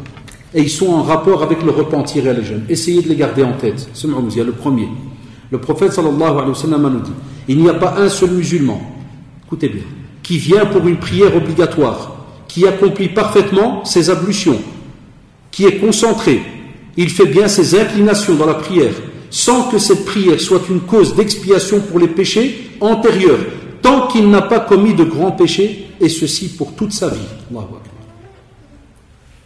Comme pour vous dire en résumé, tu fais tes ablutions comme il se doit, tu fais ta prière, et dans les positions de la prière, tu les fais comme il se doit, Allah subhanahu wa ta'ala fait en sorte que cette prière est une cause d'expiation pour les péchés. Premièrement. Deuxièmement, le prophète sallallahu alayhi wa sallam nous dit, Regardez les prières que vous faites, ya shabab. Allah yarda alikum, Allah yarda alikum. Ayez des intentions quand vous faites quelque chose. Rappelez-vous certaines choses. Quand tu viens pour dire Allahu Akbar, rappelle-toi au moment où tu t'es levé de ton fauteuil que ce que tu vas faire. Qu'est-ce que tu as besoin? Dis-moi. Tu as besoin d'une feuille? Ben viens, je t'ai jamais mangé à ça. Je fais peur à ce point-là. Ah, j'ai sérieux, copain. Ah, copain, je fais peur. Ah, il je fais peut-être qu'il fait peur. Donc, même, Ziana, les jeunes, on te dit que quand tu vas aller prier, ne te lève pas comme un automate. Il y en a qui sont comme des robots. Là, ne te lève pas comme un automate. Au contraire, lève-toi en te disant qu'Allah subhanahu wa ta'ala fasse que cette prière soit, comme on l'a vu ici, subhanallah, une cause de repentir, ou de repentance, de retour vers Allah subhanahu wa ta'ala, qu'elle expie mes péchés. On a le droit d'avoir des intentions, bardalikum. Et c'est comme ça qu'on va donner vie à nos actes d'adoration. Parce qu'aujourd'hui, beaucoup d'entre nous, on prie par automatisme. Vous avez remarqué, hein, des fois on peut être assis comme ça, entre guillemets, je sais pas moi, la tête en l'air, à gauche, à droite, et puis par exemple les montres, ou bien l'adhan, GSM, Allahu Akbar, puis la personne se lève. Ah, c'est drôle. Allahu Akbar. Allah yarhamik al-walidin. Qu'as-tu ressenti? Qu'as-tu ressenti? À qui parles-tu? Qu'est-ce qu'elle va te rajouter? Qu'as-tu ressenti? C'est juste avant la prière. C'est pour ça que certains de nos machir jazaoumullah, ils nous disent il est préférable, va refaire tes ablutions. Regardez, c'est juste des avis. Va refaire tes ablutions. Pourquoi? Parce que les ablutions, c'est un acte d'adoration. Et pendant que tu vas faire tes ablutions, la concentration, elle commence. À l'âge, parce que tu es en train de penser à l'acte que tu es en train de faire. Et il va introduire un acte noble, immense, qui est la prière. Donc ça aide, tu avances. Amma tu te lèves et il n'y a rien dans ta tête à part Allahu Akbar, et puis tu répètes des versets et autres. Même ces versets, on ne sait pas les expliquer, on ne les ressent pas. Voilà pourquoi des fois ça ne marche pas dans nos prières. Alors il te dit, écoutez-moi bien, le professeur Aslim. Voyez-vous si devant la porte de l'un d'entre vous, il y avait une rivière qui coule, et à partir de laquelle la personne se lave 5 fois, est-ce qu'il resterait alors sur son corps une seule saleté? Et les compagnons d'Allah alayhim ont répondu au prophète sallallahu alayhi wa sallam, on dit là, ya Rasulullah, il ne resterait aucune saleté. Vous avez compris, donc t'as ta maison, puis tu as une rivière là, tout le temps là, qui passe, et tu vas et tu commences donc chaque fois à aller te laver là. Et le prophète sallallahu alayhi wa sallam, qu'est-ce qu'il dit après? Il dit tel est l'exemple des 5 prières par la cause desquelles Allah subhanahu wa ta'ala efface tous les petits péchés. Le hadith juste avant, vous avez remarqué, il se terminait par quoi? Tant qu'on ne s'approche pas des grands péchés. Ah, les jeunes. Le dossier des grands péchés, on pourrait faire une conférence là-dessus, il y en a déjà, mais on pourrait faire un rappel. Ah, les grands péchés, là, c'est des dossiers où on te dit ça reste après entre les mains d'Allah subhanahu wa ta'ala. Les petits péchés, vous avez remarqué, les textes sont très très clairs. Amma les grands péchés, allez vous renseigner, on fera un rappel là-dessus, il n'y a pas de souci. Si vous voulez, même la fois prochaine, je vais voir, Inch'Allah. Mais, on te dit les grands, demande pardon d'office, sincèrement, amèrement, pleure s'il y a moyen, regrette, commence ta vie, recommence plutôt ta vie, mais sache que ce dossier reste entre les mains d'Allah subhanahu wa ta'ala. C'est pour ça qu'on vous dit, Allah d'alikum, n'approchez pas les grands péchés. Ça, on dit à nos jeunes, patientez. Que ce soit dans les relations, ceci, cela, patiente. Voilà, dans notre pratique à nous, en tant que musulmans, c'est noble. C'est un respect vis-à-vis de l'autre. Que ce soit l'homme vis-à-vis de la femme vis-à-vis de l'homme. Voilà. Écoutez, le même Hassan al-Basri, rahimahullah, il te dit, subhanallah, qu'un jour une personne est venue se plaindre à lui de sa pauvreté. Ah, qui d'entre nous n'est pas pauvre ici? À part quelques riches que peut-être il y en a ici. qu'Allah augmente leurs avoirs. Mais quand on dit des fois la pauvreté, vous savez très bien, c'est des fois, ça peut être à peine ce que tu as pour pouvoir survivre. Ou des fois, Allah hafid, encore pire, avec la pauvreté où tu n'as même rien. Si c'est pas Allah subhanahu wa ta'ala qui fait que des petites personnes, il les met sur terre comme une cause pour qu'ils viennent t'apporter certaines choses. Qu'est-ce qu'il dit? Donc ils sont venus chez lui. Donc cette personne se plaint chez le Hassan Basri rahimahullah de sa pauvreté. Et le Hassan Basri, vous savez ce qu'il lui répond? Il lui dit, demande pardon à Allah subhanahu wa ta'ala. Tiens. Donc les gens, ils sont là, ils entendent ça. Il a demandé la pauvreté. Il dit, demande pardon à Allah subhanahu wa ta'ala. Puis instantanément, il y a un deuxième qui vient. et lui dit par exemple, Ya Cheikh, voilà, il vient se plaindre de quoi? Il dit, j'arrive pas à avoir des enfants. Ah, ceux qui ont ce souci-là, écoutez bien. Donc il se plaint, il dit, je ne sais pas avoir d'enfants. Et le Hassan al-Basri, rahimahullah, qu'est-ce qu'il lui répond? Demande pardon à Allah. C'est de nouveau un étonnement. Le pauvre demande pardon, des enfants demandent pardon, et puis un troisième vient chez lui, et, subhanallah, lui, de quoi il se plaint? Que son jardin, il donne rien. Là, un jardin, infertilité totale. Ah, il met des graines, tout ce que tu veux, il n'y a rien qui sort. Elle lui dit, Ya Cheikh, j'ai un jardin, j'arrête pas de mettre rien. Et qu'est-ce qu'il lui dit? Demande pardon à Allah subhanahu wa ta'ala. Il est tout à fait normal, Allah yarda al kawdi. Donc on va arrêter les questions, sauf ceux qui sont en train d'écrire maintenant, pour clôturer. Donc chacun d'entre nous, à ce moment-là, quand il entend cela, il se dit, tiens, pour les trois situations, la même réponse, kada. Qu'est-ce qu'il fait alors le Hassan al-Basri rahimahullah? Parce qu'il voit qu'ils sont étonnés. Il leur dit, il va vers Surat Nuh, gardez ça en tête, Yeshabab, très bel argument. Surat Nuh, 71, verset 10.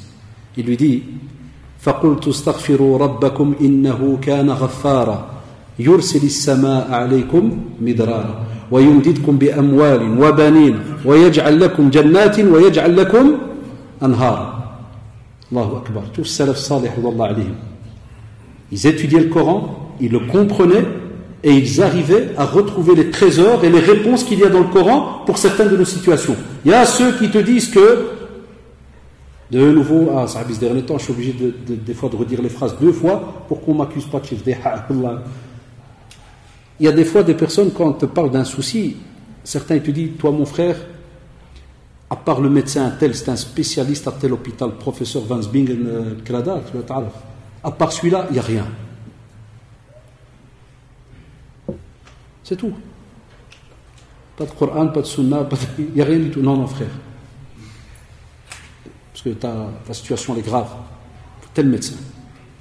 Toi, mon frère, si c'est pas un psy, t'es mort, t'es foutu. Toi, si c'est le Ken'al, si c'est pas. Tu salaf salih d'Allah alayhim. J'ai pas dit qu'on va pas chez le médecin. Comprenez-moi bien, c'est pour ça que je vais répéter. On va, et on en a besoin, puisque c'est dans la Sunna même, on doit se médicamenter. Mais c'est pour vous dire, l'ard alikum. Voilà pourquoi nos savants nous disent, quand on est touché des fois par certaines situations, que l'on revienne d'abord en premier vers Allah subhanahu wa ta'ala, et puis si tu veux 2 minutes après, va vers l'être humain. Mais ne mets pas ta confiance totale à 200 000% sur l'être humain, et puis après, ya Rabbi, ya Rabbi. Là, c'est vraiment le monde à l'envers. Ça. Vous avez compris, les jeunes? Pourquoi? Parce qu'Allah subhanahu wa ta'ala, dans ce verset, qu'est-ce qu'il leur dit? C'est on est avec nous, alayhi salam. Il leur dit, je leur disais, implorez le pardon de votre Seigneur. C'est ce qu'a dit le Hassan al-Basri rahimahullah. Demandez pardon. Pourquoi? Parce qu'Allah subhanahu wa ta'ala il dit, il est plein de mansuétude. Donc Nuh alayhi salam, il explique comment il est Allah subhanahu wa ta'ala. Il est plein de mansuétude, mais qu'est-ce qu'il dit? Tu as demandé pardon? À de la mansuétude qu'il a. Toute cette gentillesse, tout ce qu'il va te donner, qu'est-ce qu'il va te donner? La réponse est dans le verset. Il vous enverra du ciel des pluies abondantes. Il y a celui qui a un jardin là qui donne rien. Il y aura de la pluie. Il y a les pays où on entend parler de sécheresse. Vous voyez, des fois, quand j'étais jeune étudiant,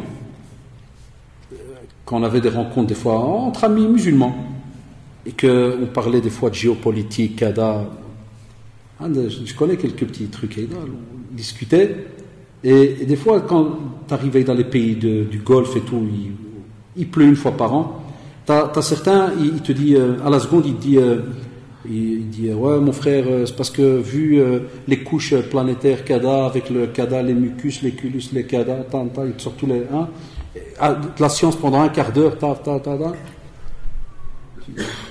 Donc, alors je rigolais souvent, j'aimais bien faire ça. Je dis donc, si un jour on arrange ce problème de mucus et compagnie, l'eau il tombera jour et nuit. Il fera normalement. Combien de fois on n'a pas des discussions où Allah subhanahu wa ta'ala n'apparaît pas? C'est juste. Wallahi, que du scientifique, et on oublie c'est kun, fayakun.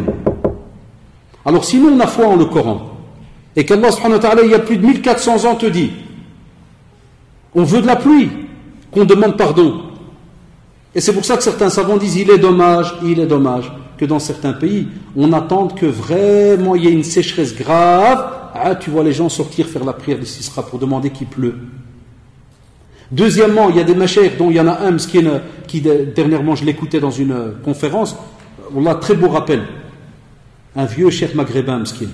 Il a dit oui, il a dit c'est vrai, on sort demander, mais il a dit Allah d'alikum, tout le mal qu'on commet sur terre, tout ce qu'on est en train de commettre comme mal,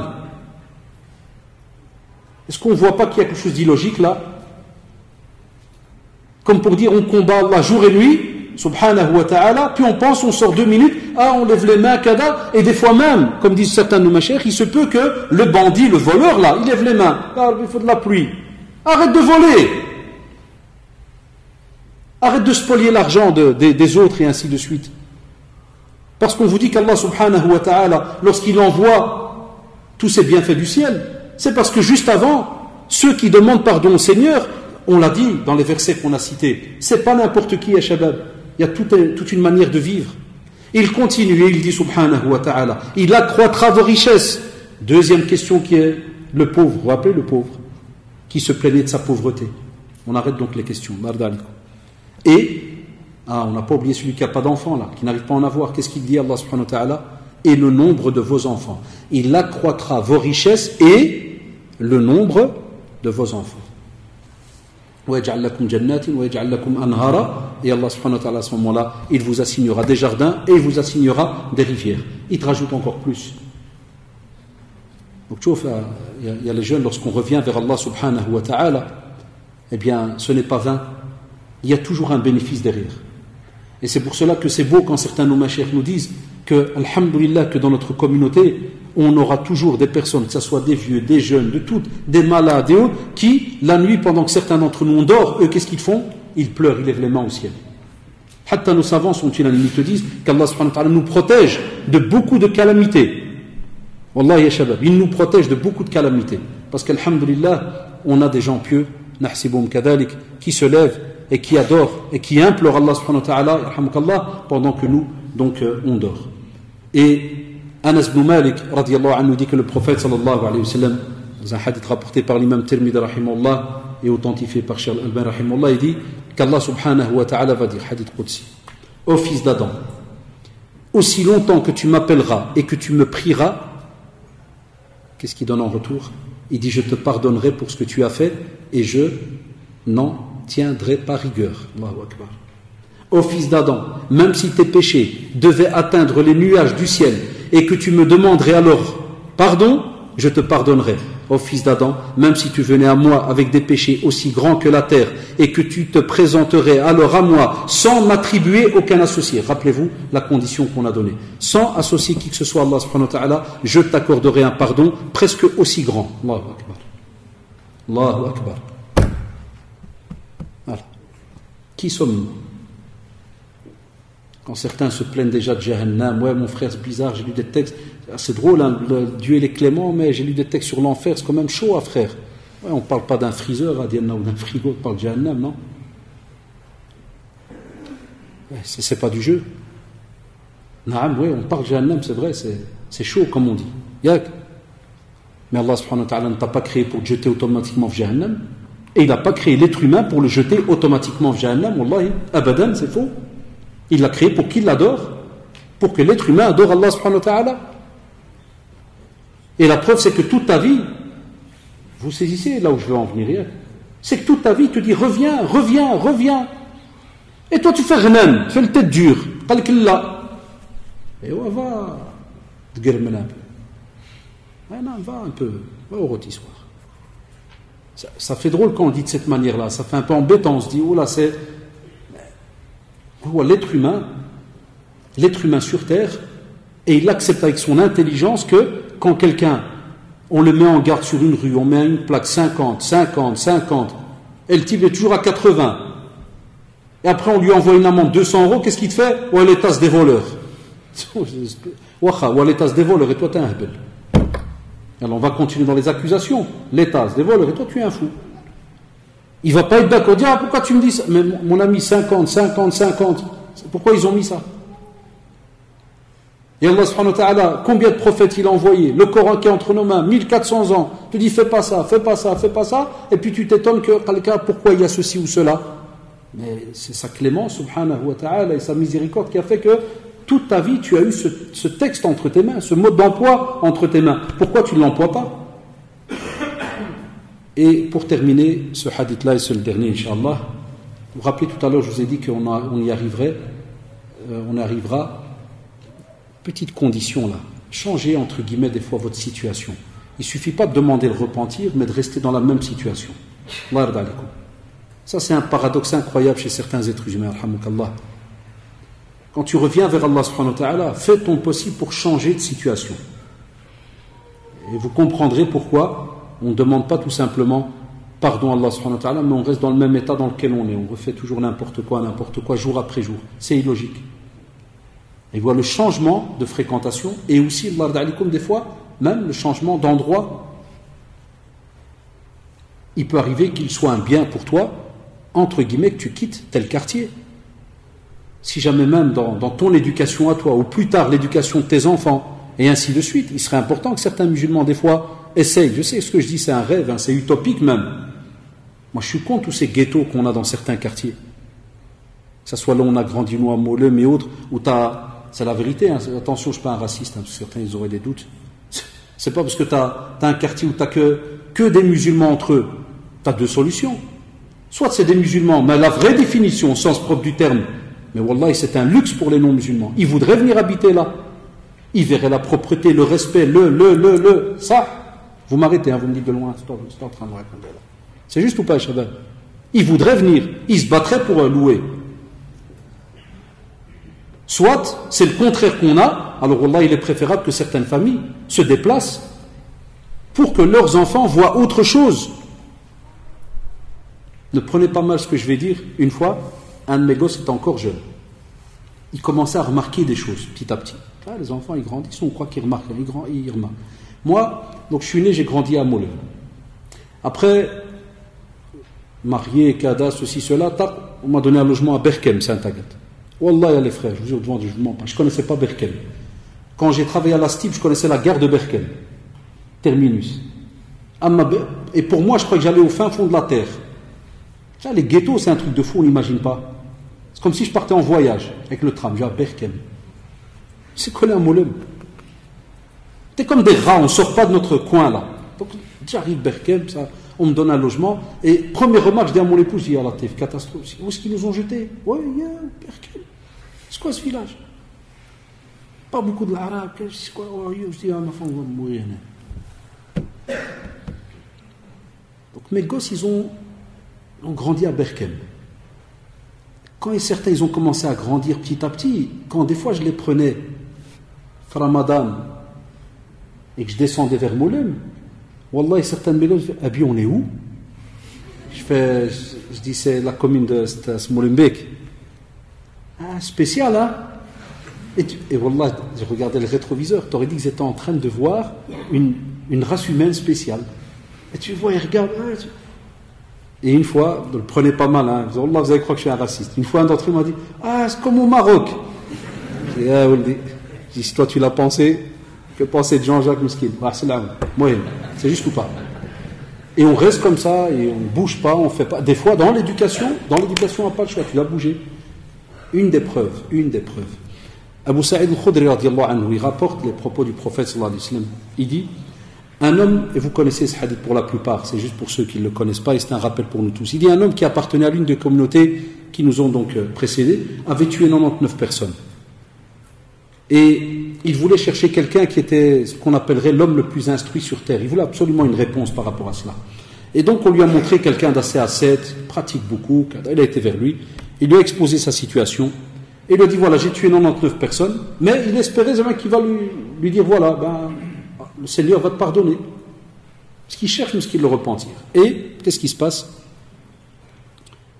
L'autre il dit, non, 99, c'est qu'il ne y a pas. Ah, c'est fini pour toi. Mettez-vous à la place du type qui a tué 99, qu'est-ce qu'il a dit? 99, quelle différence avec 100?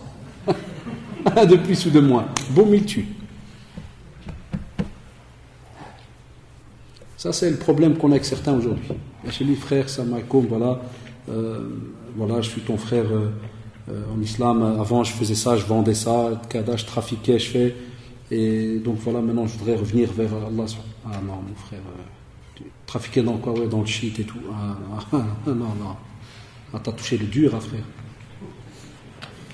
Trafiquer dans des pneus de vélo, ouais, pas le shit, non. Pneus de vélo, on peut trouver un texte. Non, pas le. Vous rigolez. Ah non, je prends là en témoin combien de fois j'ai pas assisté à des discussions sur des dossiers et où j'entends des fois des jeunes qui disent à l'autre, non, non, mon frère, ça, t'es foutu de la mort. Et ce que je raffole, c'est quand ils font des fatwas entre eux. Donc c'est comme si ce hadith, subhanallah, il a plus de 1400 ans, on le retrouve encore chez certains aujourd'hui. Et l'autre il fait, non, écoute, franchement, purée, t'as fait ça. Il fait, non, t'as été loin, frère. Et imaginez l'état de celui qui a fait, stress, nerfs, peur, angoisse, et t'as 3 juges devant lui, qui sont des fois, certains ils sont pires que le Momoé. Et ils sont là, il attend le jugement. Jusqu'à ce qu'un des fadilat cheikh, là, sur les 3, il va lui donner un jugement. Soit on t'accepte de nouveau dans l'islam, soit désolé, frère, continue ta vie au salam, mange, bois, jusqu'à ce que la mort elle vienne. On fait ça ou on ne fait pas ça des fois? Faisons attention à ce qu'on raconte, ce qu'on dit aux autres. Qu'est-ce qu'il fait? Après cela, il se dit, je vais encore chercher quand même. Subhanallah, il est toujours dans cette démarche de repentir. Et on va lui indiquer donc un homme, qui s'y connaît très bien en religion, il va lui demander, il dit, voilà, j'ai tué 99 et je voulais me repentir, mais donc il va lui expliquer la situation, une personne, il n'y a pas moyen, voilà ce qu'il y a eu, et puis il va lui dire, mais qu'est-ce qui t'empêcherait de te repentir? Il lui dit, écoute, va dans tel pays et tu vas trouver là-bas, ou telle contrée, et tu vas trouver là-bas des gens qui adorent Allah subhanahu wa ta'ala. Et adore Allah subhanahu wa ta'ala avec eux, et ne reviens pas dans ton pays, car, comme tu l'as vu, il y a des soucis là, il y a de la perdition pour toi, c'est pas bon, tu ne pourras pas pouvoir vivre là, ne reviens pas là. Et subhanallah, il se met en route, et rappelez-vous l'histoire, il va mourir en chemin. Ah, le dilemme, ya shabab, comme vous l'avez remarqué, c'est quoi? Il est vers le chemin du repentir, il y a les mauvaises actions derrière lui, et il n'est pas encore arrivé à cet endroit où normalement, donc il est dans la démarche du repentir, où normalement il va faire ces fameuses actions qui vont faire qu'il va, donc alhamdulillah, se rapprocher d'Allah subhanahu wa ta'ala et autres.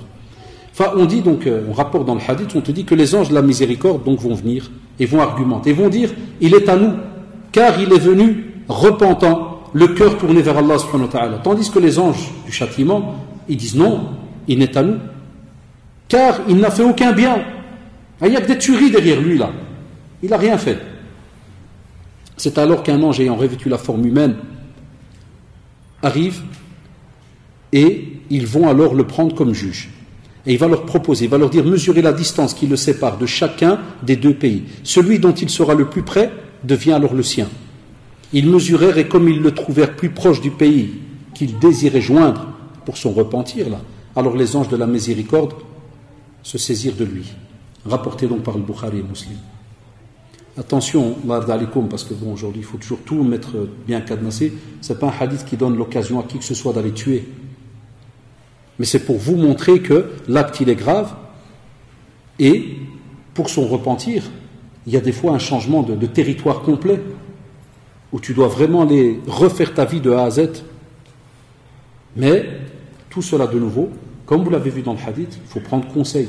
Il faut demander, parce que ça ne veut pas dire qu'automatiquement ce sont les genres de traditions qui ne nous montrent pas que automatiquement si tu as fait un acte grave, tu dois quitter le territoire. Là, on te dit, est-ce que la situation dans laquelle tu es, l'endroit où tu es, est-ce que toi qui es assez intelligent, est-ce que tu sais que cet endroit, il vaut vraiment la peine pour toi? Si tu te repens demain, est-ce que tu ne vas pas risquer de retomber dans le même problème?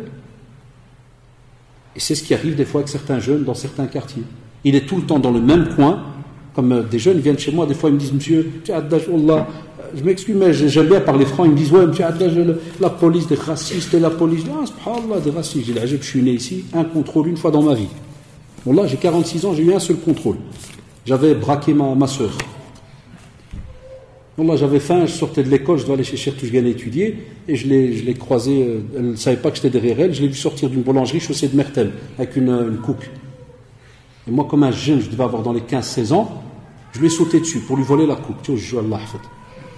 Tu vois, comment on dit chez nous, shaitan. Non, il n'y a pas de shaitan, c'est moi qui faisais le mariole. Et donc, il y avait la GTI, la Golf en ce temps-là, hein, c'était la Golf, qui passait. Ils sont sortis, Wallah, rio de gueule. Ah, tu bouges pas. Je croyais que j'avais ma soeur qui m'a pas reconnu, qui crie. Voleur. Ah, je dis, c'est ton frère, il n'y a pas de frère. Je me mon frère. Alors là, je vous parle, c'est le seul contrôle de ma vie, tranquille. Donc je le dis, je dis, ça peut arriver qu'il te contrôle. Chacun d'entre nous. Mais je dis, mes copains, ce coin-là, tu sais que si tu t'assis là, tu t'es fait contrôler 1 fois, 10 fois, 15 fois. Sois intelligent, change de coin. Ça, c'est le minimum vital. Change de coin. Deuxièmement, pourquoi es-tu attaché à ce coin? Alèche. On a des jeunes, ils ont un amour vis-à-vis de certains morceaux de murs, Allahu a'lam. Alors que l'adoration des murs n'existe plus. Wallah, mais vous le savez, ça a été banni. On ne peut plus. Là, il pleut, il vent, et quand ils me voient, là, ils rigolent tous. Hein. J'en croise encore. Hein. Des fois, je freine encore. Il y a 2 jours, je l'ai fait. Je freine, je descends donc la vitre, je fais oh, c'est bien. Non, je ne sais pas bien. Comment ça, c'est bien? Bougez à ça, et ils sont là contre le mur. La pluie. Et il n'y a qu'un petit morceau de béton là, ils sont comme ça, comme des plaques. C'est vrai, pour la santé c'est bien. Ils ont des d'autres classes de plaques.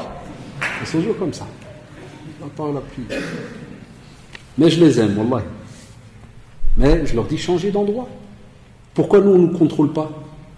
À la manière où certains sont contrôlés, par exemple. Mais regardez, la sunna te dit justement des fois, tu sais qu'un endroit, ça va t'apporter des problèmes, ceci, cela, bouge l'ardali. Pense un peu à ta vie, structure, kada, ceci, cela. C'était une petite parenthèse. Hein. D'accord, favor Allah d'alikum. Sans oublier que le prophète sallallahu alayhi wa sallam demandait aussi pardon. Hein. Chaque fois. Le prophète sallallahu alayhi wa sallam, plus de 70 fois, il demandait pardon, comme le rapporte Abu Huraira radhiyallahu anhu. Hada Rasulullah sallallahu alayhi wa sallam. Et on a d'autres traditions dans une seule assise, hein, jusqu'à plus de 100 fois rapportées par l'imam Bukhari. Hadith rapporté par Abdullah ibn Umar. Sallallahu alayhi wa sallam. Biabi huwa wa ummi. Prophète, le prophète, 70 jusqu'à 100 fois par jour. Enfin voilà, les shabab, l'ard alikum. En conclusion, ne fermez jamais la porte du repentir, ni à vous, ni à qui que ce soit. Rappelez-vous que la clémence, la grandeur d'Allah subhanahu wa ta'ala, elle est immense. Aucun être humain sur terre ne peut la restreindre, à qui que ce soit. Et sachez aussi qu'Allah subhanahu wa ta'ala, lorsqu'il parle de repentir, il parle de repentir sincère. Ya ayyuhalladhina amanu tubu ila Allahi tawbatan nasuha. Repentir sincère. Donc il y a des conditions derrière ce repentir. Et rappelez-vous aussi qu'on a, comme leçon, on a toujours l'occasion de reprendre sa vie, tant que cette âme n'arrive pas au gosier là. Tu as toujours l'occasion de reprendre ta vie en main. Autre leçon, n'acceptez jamais la parole de ceux qui vous rabaissent en vous disant t'es fini, c'est lui qui est fini, wallah. Mais tant que tu es vivant, tu peux encore toujours revenir, rechanger. Ne fermez aussi jamais la porte, même aux non-musulmans. Ça, c'est une théorie catastrophique de dingue. On a encore des personnes jusqu'à aujourd'hui qui ne parlent jamais à des non-musulmans et vous connaissez tout le discours. C'est pour ça que ma théorie dans ce domaine, elle dérange certains, mais ça reste mon avis, hein, puisque j'ai un beau-fils reconverti, j'ai une belle-mère reconvertie. Hein, si on devait tous les soirs là, les appeler, hey, mécréant, viens 2 secondes s'il te plaît, t'as pas une bouteille de... C'est quoi ça? La mécréance, al-kufr, Allah subhanahu wa ta'ala en a parlé pour désigner une situation bien définie. On a quelqu'un, par exemple, qui renie le religieux. Vous savez que même, par exemple, les chrétiens, pour ceux qui ne sont pas chrétiens, ils ont des termes. Les juifs, par exemple, pour ceux qui ne sont pas juifs, qui n'adhèrent pas au judaïsme, ils ont aussi leurs termes. Mais ça n'a jamais été employé pour insulter les autres. Mais là, t'imagines, toi, dans le quartier... ton voisin Jean-Jacques, là, le mécréant, il y a une enveloppe pour toi, hein. Tu peux la prendre. Non, ben, vous savez très bien, tu as des jeunes, ouais, là, les mécréants. Ah frère, tu fais des cauchemars ou là. Fais la da'wa au lieu de juste dire l'état dans lequel il est. Fais la da'wa, parle-lui. Sois un ambassadeur. Allez, parce que la rahma, la clémence d'Allah subhanahu wa ta'ala est immense. Montre-la lui. Transmets-la à cette personne. Montre-lui la grandeur de l'islam. Et c'est ce que font beaucoup d'entre vous. Jazakumullah, puisque tous les jours, il y a un tas de choses qu'on entend.